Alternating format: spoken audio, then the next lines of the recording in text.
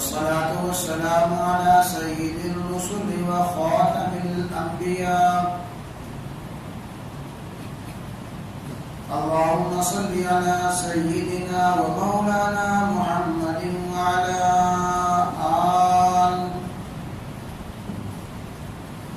وعلى آل سيدنا ومولانا محمد وبارك وسلم. عن عبد الله بن عمرو بن العاص رضي الله تعالى عنهما قال لي رسول الله صلى الله تعالى عليه وسلم يا عبد الله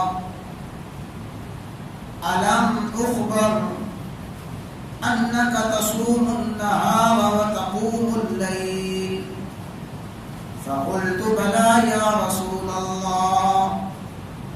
قال فلا تفعل، صم وأفطر وقم ونم، فإن لجسدك عليك حقا، وإن لعينيك عليك حقا، وإن لزوجك عليك حقا، وإن لزورك عليك حقا، وإن بحسبك أن تصوم من كل شهر 3 أيام، فإن لك بكل حسنة 10 أمثالها، فإذا ذلك صيام الدهر كله، فشددت عليه فشدد عليه. قلت يا رسول الله إني أجد قوة. قال فصم صيام نبي الله داود ولا تزد عليه. قلت ما كان صيام نبي الله داود؟ قال نصف الدهر. قال فكان عبد الله يقول بعدما كبر يا ليتني قبلت رخصة النبي صلى الله عليه وسلم.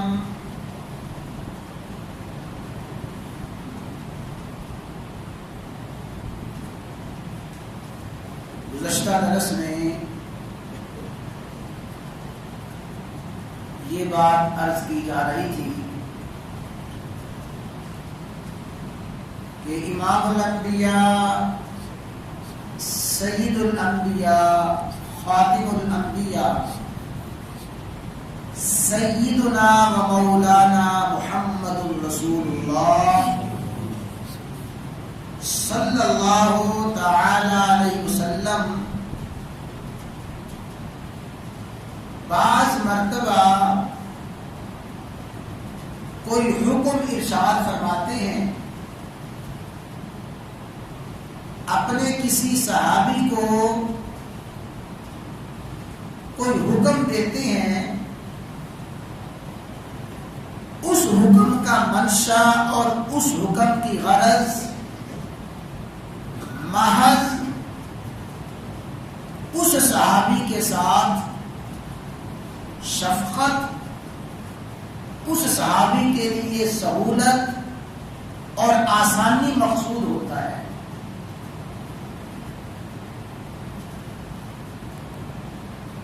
دو باتیں ذہن میں رکھیں. پہلی بات تو یہ کہ رسول اللہ صلی اللہ علیہ وسلم بعض مرتبہ کو حکم دیتے ہیں جس کا منشا محض آسانی پیدا کرنا، سہولت دینا، اور اس فرمان کا مقصد اور غرض دوسرے صحابی کے لیے سہولت اور آسانی ہے. رسول اللہ صلی اللہ علیہ وسلم کی اس صحابی کے لیے شفقت ہے. اور دوسری بات جس کو اچھی طرح سمجھنا چاہیے کہ بعض مرتبہ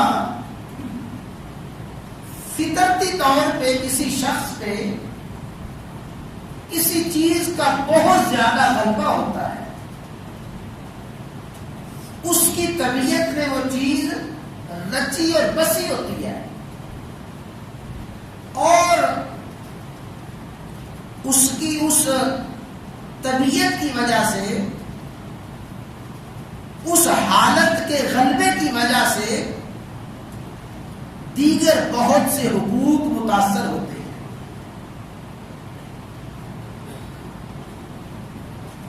ایک شخص، اس کی طبیعت اللہ تعالیٰ نے بنا دی ہے، اس کی طبیعت میں انتہائی نرمی ہے، بہت زیادہ نرم مزاج ہے، بڑی بڑی باتیں برداشت کر لیتا ہے، انتہائی نرم طبیعت کا مالک ہے۔ کیا خیال ہے، بعض مرتبہ اس کی یہ طبیعت یعنی نرمی کا غلبہ، طبیعت میں انتہائی نرمی کا غلبہ کئی حقداروں کے حق تلف کرنے کا باعث بن ہے۔ سمجھ رہے نا؟ کسی شخص کی طبیعت بہت زیادہ عبادات کی طرف مائل ہے، بس نماز، تلاوت، روزہ، ذکر، اذکار، یہ طبیعت میں اتنا غلبہ ہے، عبادت کا اتنا غلبہ ہے، اور اس کو کسی چیز کا ہوش ہی نہیں ہے، تو ظاہر ہے کہ اس کے اس طبیعت کے غلبے کی وجہ سے وہ کئیوں کی حق تلفی کر رہا ہوگا۔ تو خاص اس شخص کی تربیت کے لیے رسول اللہ صلی اللہ علیہ وسلم کو حکم ارشاد فرمائے، تو اگر کسی شخص کی طبیعت اسی طرح کی ہے جس طرح کی طبیعت حضرت عبداللہ بن عمر بن عاص رضی اللہ تعالی عنہما کی طبیعت تھی، رسول اللہ صلی اللہ علیہ وسلم جو کچھ فرما رہے ہیں خاص ان کی طبیعت کے غلبے کی وجہ سے ان کو فرما رہے ہیں۔ اور اس طرح رسول اللہ صلی اللہ علیہ وسلم کے بے شمار ارشادات ہیں۔ ایک شخص آیا، اس نے سوال کیا، رسول اللہ صلی اللہ علیہ وسلم نے اسے جواب دیا۔ دوسرے شخص نے آ کے بالکل وہی سوال کیا، رسول اللہ صلی اللہ علیہ وسلم نے اس کو جواب اس کے بالکل برعکس دیا۔ ترمذی شریف کی حدیث ہے، ایک شخص آیا، یا رسول اللہ صلی اللہ علیہ وسلم، کیا کوئی شخص روزے کی حالت میں اپنی بیوی کے پاس لیٹ سکتا ہے، بغل گیر ہو سکتا ہے، بوس و کنار کر سکتا ہے؟ صحابی سوال کر رہے ہیں، آپ نے فرمایا نہیں کر سکتا، روزے کی حالت میں ایسے کچھ نہیں کر سکتا۔ بالکل صحیح حدیث۔ ایک دوسرے صحابی آ کے یہی سوال کرتے ہیں، یا رسول اللہ صلی اللہ علیہ وسلم، کوئی شخص روزے کی حالت میں ایسے کر سکتا ہے؟ فرمایا ہاں کر سکتا ہے۔ ایک شخص نے آ کے یہی سوال کیا، رسول اللہ صلی اللہ علیہ وسلم نے اسے اجازت نہیں دی، اور دوسرا صحابی آ کے یہی سوال کرتا ہے، رسول اللہ صلی اللہ علیہ وسلم اسے اجازت دے رہے ہیں۔ محدثین فقہاء رحمہم اللہ تعالی دونوں حدیثوں کا مطلب بیان فرماتے ہیں۔ جس شخص کو رسول اللہ صلی اللہ علیہ وسلم نے فرمایا اجازت نہیں ہے، روزے کی حالت میں ایسے نہیں کر سکتے، وہ سوال کرنے والے آنے والے نوجوان تھے۔ نوجوان سوال کر رہے، ظاہر ہے کہ نوجوان کی طبیعت میں شدت ہے، اور طبیعت میں غلبہ ہوتا ہے جذبات کا، کہیں ایسا نہ ہو کہ اس کو اجازت دیں، وہ طبیعت میں شدت میں شہوت کا غلبہ آ جائے، جذبات میں مغلوب ہو کے کہیں آگے نہ بڑھ جائے، لہذا اس کو یہیں پہ روک دو۔ نوجوان کے لیے برداشت کرنا مشکل ہے. جس کو آپ نے اجازت دی فرمایا ہاں کر سکتے ہو، وہ بیچارے صحابی بوڑھے تھے. بوڑھا آدمی اس کے جذبات میں وہ غلبہ نہیں ہوتا، وہ اپنے جذبات پہ قابو رکھ سکتا ہے. تو رسول اللہ صلی اللہ علیہ وسلم بعض مرتبہ صحابہ کرام کو کوئی سوال، کسی سوال کا جواب دیتے ہیں، یا بعض مرتبہ کسی صحابی کو کوئی حکم دیتے ہیں، اس کی حالت کو مد نظر رکھتے ہیں، اس کی طبیعت کو مد نظر رکھتے ہیں. تو وہ جو حکم ہے وہ حکم ان حالات کے ساتھ خاص رہے گا، وہ حکم عام نہیں ہو سکتا. آپ دیکھیں گے حدیث میں نے عرض کیا تھا، حضرت امام بخاری رحمہ اللہ تعالی نے اس حدیث کو اپنی صحیح بخاری شریف میں 19 مقامات پہ نقل فرمایا ہے. کہیں کوئی الفاظ ہیں، لیکن حدیث کا بنیادی جو پس منظر ہے وہ میں نے کل کے درس میں عرض کیا تھا. حضرت عمر بن عاص فرماتے ہیں قال علی رسول اللہ صلی اللہ علیہ وسلم، مجھے فرمایا رسول اللہ صلی اللہ علیہ وسلم نے، یا عبداللہ، اے عبداللہ، علم اخبر، مجھے یہ خبر دی گئی ہے، عبداللہ مجھے تمہارے بارے میں بتایا گیا ہے، انک تصوم النہار، کہ تم ہمیشہ دن کو روزہ رکھتے ہو، وتقوم اللیل، ساری رات قیام کرتے ہو. مجھے یہ خبر ملی ہے. حالانکہ کل کے درس میں الفاظ کچھ مختلف تھے. مجھے خبر ملی ہے کہ سارا دن روزہ رکھتے ہو، ساری رات قیام کرتے ہو. فقلت بلا یا رسول اللہ، میں نے عرض کیا یا رسول اللہ صلی اللہ علیہ وسلم ہاں ایسا ہی ہے. جو اگلی حدیث ہے نا اس کے الفاظ سن لیں. قال عبداللہ بن عمر فرماتے ہیں اخبر رسول اللہ صلی اللہ علیہ وسلم، رسول اللہ صلی اللہ علیہ وسلم کو یہ خبر دی گئی. اور کل کے درس میں گزرا تھا کہ یہ خبر دینے والے کون تھے؟ ان کے والد تھے حضرت عمر بن عاص رضی اللہ تعالی. مجھے خبر دی گئی ہے، خبر یہ دی گئی ہے کہ انی اقول، عبداللہ بن عمر فرماتے ہیں کہ رسول اللہ صلی اللہ علیہ وسلم کو خبر دی گئی کہ میں یہ کہتا ہوں واللہ لأصومن النہار، اللہ کی قسم میں ضرور بضرور مسلسل ہر دن روزہ رکھوں گا. وَلَأَقُومَنَّ اللَّيْلَ، ہمیشہ قیام کروں گا، ما عشت، جب تک میری زندگی ہے. جب تک میری زندگی ہے میں ہمیشہ دن میں روزہ رکھوں گا، ہمیشہ رات کو قیام کروں گا. فرمایا مجھے یہ خبر دی گئی ہے. فقلت له، میں نے عرض کیا رسول اللہ صلی اللہ علیہ وسلم سے، قد قلت بأبی انت و امی، میرے ماں باپ آپ پہ قربان ہو یا رسول اللہ، میں نے ایسی باتیں کہی ہیں. اب دیکھیں اس صحابی کی طبیعت میں عبادات کا کیسا غلبہ ہے، روزے کا، تلاوت کا، قیام کا کیسا غلبہ ہے. تو فرمایا رسول اللہ صلی اللہ علیہ وسلم نے فلا تفعل، نہ کر، ایسا نہ کر. کیا کر؟ سم، روزہ بھی رکھ، افطر، افطار بھی کر، قم، قیام بھی کر، ونم، اور سو بھی جا. یہ جو تو کہہ رہا ہے نا اللہ کی قسم ضرور بضرور ساری زندگی میں روزہ رکھتا رہوں گا، ساری زندگی رات کو قیام کروں گا، نانا ایسا نہ کر. روزہ رکھ، افطار کر، قیام کر، سو جا. فإن لجسدك عليك حقا، بے شک تیرے جسم کا تجھ پہ حق ہے. وإن لعينيك حقا، تیری آنکھوں کا تجھ پہ حق ہے. وإن لزوجك عليك حقا، تیری بیوی کا بھی تجھ پہ حق ہے. وإن لزورك عليك حقا، تیرے مہمان کا بھی تجھ پہ حق ہے. ان حقداروں کے حق بھی پورا کر.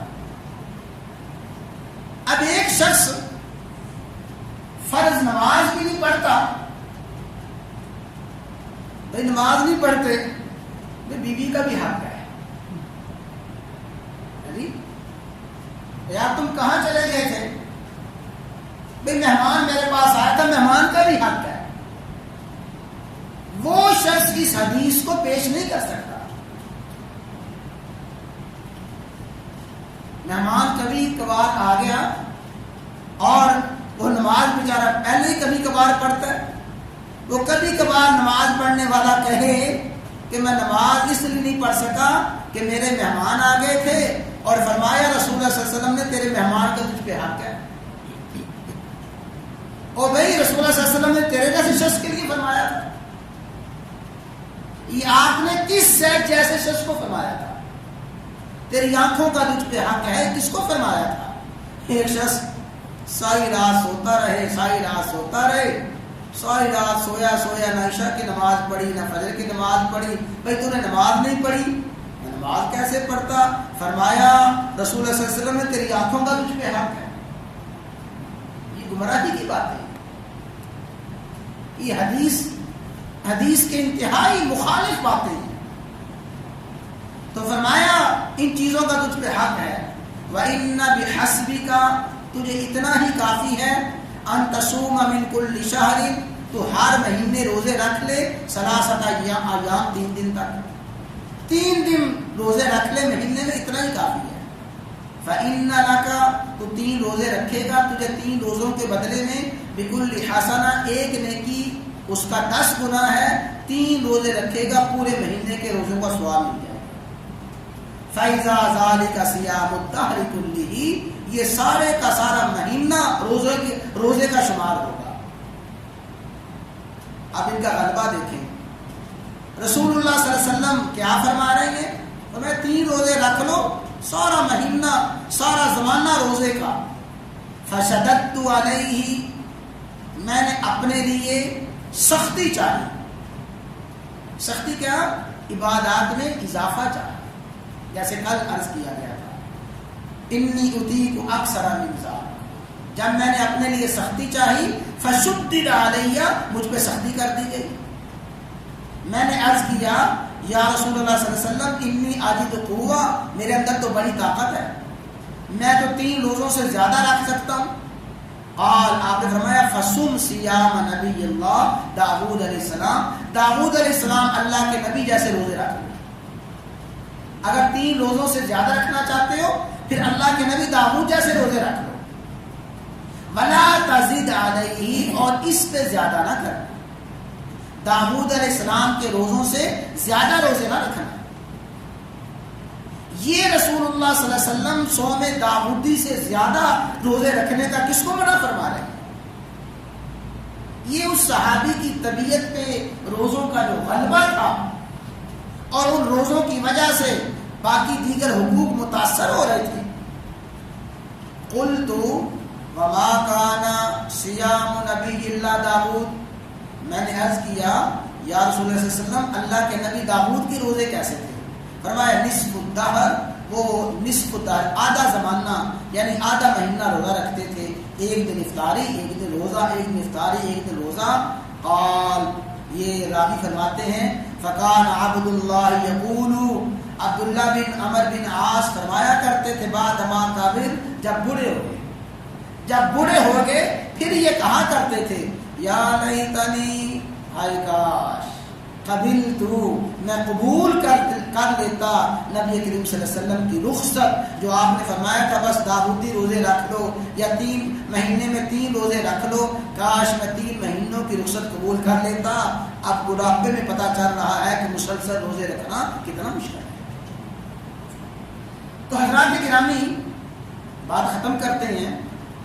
رسول اللہ صلی اللہ علیہ وسلم جو مسلسل روزے رکھنے سے منع فرما رہے ہیں، حضرت عبداللہ بن عمر بن عاص کو ان کی طبیعت میں یہ غلبہ تھا عبادات کا، ان کی طبیعت میں انتہائی غلبہ تھا مسلسل روزے رکھنے کا، اور اس کی وجہ سے حقوق متاثر ہو رہے تھے. اور حضرت عبداللہ بن عمر کو آپ نے فرمایا کہ قرآن کریم ختم کرو، مہینے میں 1 قرآن پڑھ لو یا 7 دنوں میں 1 قرآن کریم پڑھ لو. یہ رسول اللہ صلی اللہ علیہ وسلم حضرت عبداللہ بن عمر بن عاص کو فرما رہے ہیں ان کی طبیعت کو دیکھتے ہوئے، اور رسول اللہ صلی اللہ علیہ وسلم ان کے ساتھ انتہائی شفقت، پیار، محبت کو دیکھتے ہوئے۔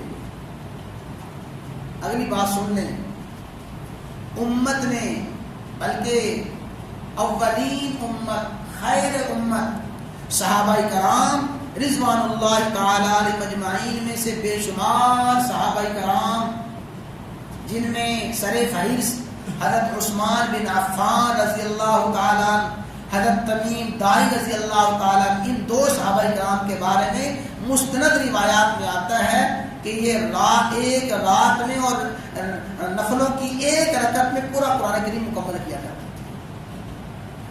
حضرت عثمان تمیم داری پورے کا پورا قرآن کریم رات کو پڑھ لیتے تھے، اور بے شمار صحابہ کرام کے بارے میں آتا ہے کہ صحابہ کرام مسلسل روزے رکھا کرتے تھے۔ کوئی کہے کہ بھئی آپ نے تو عبداللہ بن عمر بن عاص کو منع کیا، وہ صحابی کیسے روزے رکھ سکتے تھے؟ اللہ کے بندے، عبداللہ بن عمر بن عاص کی طبیعت اور تھی، دیگر صحابہ کرام کا معاملہ اور تھا، تو وہ صحابہ کرام روزے رکھتے تھے۔ اور جہاں تک قرآن کریم پڑھنے کی بات ہے، خود امام بخاری رحمہ اللہ تعالیٰ کی سوانحات میں لکھا ہے کہ امام بخاری رحمہ اللہ تعالیٰ کا کئی سال تک معمول رہا کہ روزانہ قرآن کریم ختم کیا کرتا۔ امام شافعی رحمہ اللہ تعالیٰ ماہ رمضان میں 60 قرآن کریم پڑھا کرتے، ایک دن کو، ایک رات کو، ایک دن کو، ایک رات کو۔ اور ابھی قریب زمانے کے گزرے ہیں شیخ مولانا زکری رحمہ اللہ تعالیٰ فضائل اعمال والے، انہوں نے لکھا ہے الحمدللہ 35 سال ہو گئے ہیں۔ کتنے سال جی؟ 35 سال ہو گئے ہیں کہ میں ہر رمضان میں روزانہ ایک قرآن کریم پڑھتا ہوں، روزانہ ایک قرآن کریم پڑھتا ہوں۔ اور الحمدللہ اس دور میں بھی اللہ تعالیٰ نے کئی ایسے لوگ رکھے ہیں، اللہ تعالیٰ کی توفیق سے، اللہ تعالیٰ کی دی ہوئی توفیق سے اب بھی ماہ رمضان میں روزانہ ایک قرآن کریم پڑھ رہے ہیں۔ تو یہ کیا ہے بھئی، اس عبداللہ بن عمر بن عاص رضی اللہ تعالیٰ عنہ کو آپ نے فرمایا، اگر کوئی شخص قرآن کریم پڑھتا ہے اور اس کی تلاوت اور اس کی کثرت قرات کی وجہ سے دیگر حقوق متاثر نہیں ہوتے تو وہ روزانہ قرآن کریم پڑھ رہے ہیں۔ کوئی سر نہیں، رسول اللہ صاحب ایک دن پریشان ہو کے آگے فرمانے لگے، کہتے جی وہ ایک آدمی کتنے دن میں قرآن کریم ختم کر سکتا ہے؟ کیونکہ حدیث سن کے آگے تھے کسی سے کہ آپ نے عبداللہ بن عمر بن عاص کو فرمایا کہ 7 دن میں قرآن کریم پڑھو، 3 دن سے کم نہ پڑھو، 3 دن سے کم نہ پڑھو، یا 7 دن میں قرآن کریم پڑھو، 1 مہینے میں قرآن کریم پڑھو۔ وہ مخصوص حالات ہیں، مخصوص حالات میں عمومی حالات کو قیاس نہیں کیا جا سکتا۔ اگر کوئی شخص قرآن کریم صحیح پڑھتا ہے، اس کے تلفظ ٹھیک ہے، صحیح ادائیگی کے ساتھ پڑھتا ہے، اور حقوق کا، قواعد کا خیال کرتے ہوئے پڑھتا ہے، اور باقی کوئی حق کسی کا متاثر نہیں ہوتا، روزانہ قرآن کریم ختم کر لے، کوئی حرج نہیں۔ اللہ تعالیٰ کی دی ہوئی بہت بڑی توفیق ہے۔ تو حضور نبی کریم علیہ الصلوۃ والسلام کی احادیث میں جو احکام ارشاد فرمائے گئے ہیں، ان احکامات کی تعمیل کی مختلف صورتیں، بظاہر کوئی شخص سمجھتا ہے حدیث کے خلاف ہے، حدیث کے خلاف بات نہیں ہوتی، بلکہ حضور نبی کریم علیہ الصلوۃ والسلام کے حکم کی تعمیل ہو رہی ہے۔ ایک ہے مغز اور ایک ہے چھلکا۔ چھلکے کی اہمیت اپنی جگہ پہ ہے اور مغز کی اہمیت اپنی جگہ پہ ہے، لیکن بعض مرتبہ جو مغز ہے وہ چھلکے سے زیادہ اہمیت حاصل کر جاتا ہے۔ ایسے ہوتا ہے، نہیں ہوتا ہے؟ کئی پھل ہیں ہم کے چھلکے آپ پھینک دیتے ہیں اور مغز استعمال کے قابل ہوتے ہیں۔ تو کیا ہے، رسول اللہ صلی اللہ علیہ وسلم کے جو ظاہری الفاظ ہیں ان کی مثال ہے چھلکے کی، اور ان الفاظ میں جو حکم اور ان احکام، ان الفاظ میں جو حکمت پوشیدہ ہے، مفہوم پوشیدہ ہے، وہ مفہوم مغز کی مانند ہے۔ بیچارے عام لوگ ہیں، مغز چھلکے کو لے لیتے ہیں، چھلکے کو لے کر بس کہتے ہیں دیکھو حضور نبی کریم علیہ السلام نے فرمایا، یہ فرمایا ہے، حدیث میں یہ آیا ہے۔ جیسے کہ اس امت کے ایک بہت بڑے محدث گزرے ہیں، لیکن ان کو اجماع امت سے بیچارے کو ہٹے ہوئے تھے، امام ابو داؤد، جو اہل ظواہر جن کو کہا جاتا ہے، اہل ظواہر کے وہ بانی تھے، امام تھے اہل ظواہر کے۔ اہل ظواہر وہی جو میں نے مثال دی، محض چھلکے کو دیکھنا۔ ان کے سامنے حدیث آئی، رسول اللہ صلی اللہ علیہ وسلم نے فرمایا کوئی شخص رکے ہوئے پانی میں پیشاب نہ کرے، صحیح حدیث ہے۔ فرمایا کوئی شخص رکے ہوئے پانی میں پیشاب نہ کرے، کیوں؟ ہو سکتا ہے پھر اس کو اسی پانی سے غسل اور وضو کرنا پڑ جائے، وہ رکے ہوئے پانی میں پیشاب نہ کرے۔ تو یہ جو اہل ظواہر کے امام تھے، یہ کہتے تھے کہ رسول اللہ صلی اللہ علیہ وسلم نے فرمایا ہے کوئی رکے ہوئے پانی میں پیشاب نہ کرے، پیشاب منع فرمایا، اور کوئی شخص پخانہ کر دے گا تو اس کو پخانہ کرنے کی اجازت ہے۔ کیوں؟ وہ تو پیشاب کا حکم ہے نا، اور حدیث میں یہی ہے، ظاہری الفاظ حدیث کے یہی ہے کہ کوئی شخص کھڑے ہوئے پانی میں پیشاب نہ کرے، پیشاب نہ کرے، پخانہ کرتا رہے، کر لے، حدیث میں تو منع نہیں فرمایا گیا۔ اور پھر وہ کہتے تھے اور کوئی شخص پانی میں تو پیشاب نہیں کرتا، باہر کھڑے ہو کے کسی برتن میں پیشاب کرے اور وہ برتن والا پیشاب وہ پانی کے اندر ڈھیل دے گا تو پانی پاک رہے گا۔ یہ کیا ہے؟ اہل ظواہر، صرف حدیث کے ظاہری الفاظ کو دیکھا، حدیث کے ظاہری الفاظ کو دیکھ کر کہنے لگے حدیث میں ہی آیا ہے، تو بھائی حدیث کے محض ظاہری الفاظ کو دیکھ کر حدیث پہ عمل نہیں کیا جا سکتا، حدیث کے ظاہری الفاظ کو دیکھنا بھی ضروری ہے، ظاہری الفاظ کے ساتھ ساتھ حدیث کا جو مفہوم ہے اس مفہوم کو جب تک نہیں دیکھیں گے حدیث پہ عمل ہو نہیں سکتا۔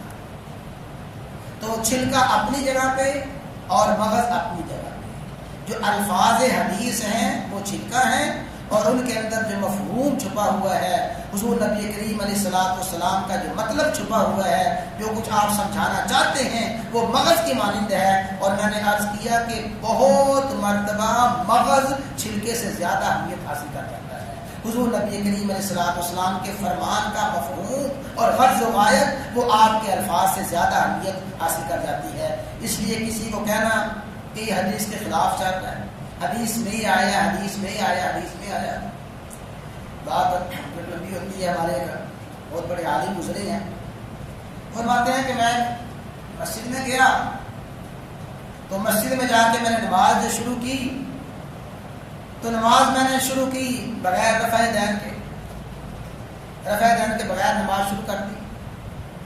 ایک بابا جی بیٹھے ہوئے تھے جن بیچاروں کو وہ ایک حدیث یاد کروا دی گئی، تو میں نماز سے فارغ ہوا، مجھے کہنے لگا بھائی تمہاری نماز نہیں ہوئی۔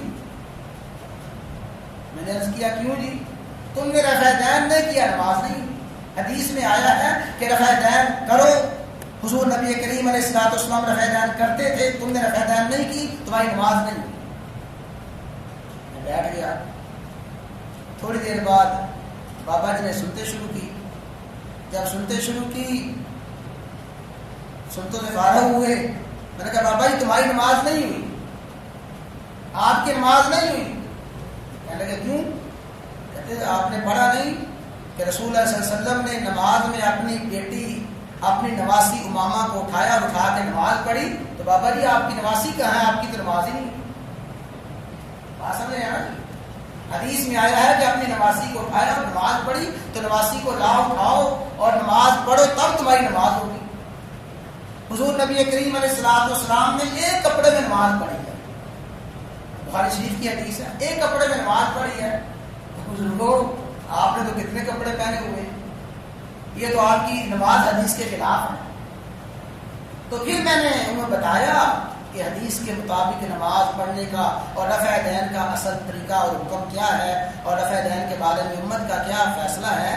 تو محض الفاظ حدیث کو دیکھ کر عمل نہیں کیا جا سکتا جب تک الفاظ حدیث کے ساتھ ساتھ حدیث کے مفہوم کو نہ سمجھا جائے، اس کے مطابق عمل ہوگا، پھر حدیث پہ اثر عمل ہوگا۔ اللہ تعالیٰ یہ باتیں سمجھنے کی ذہن میں بٹھانے کی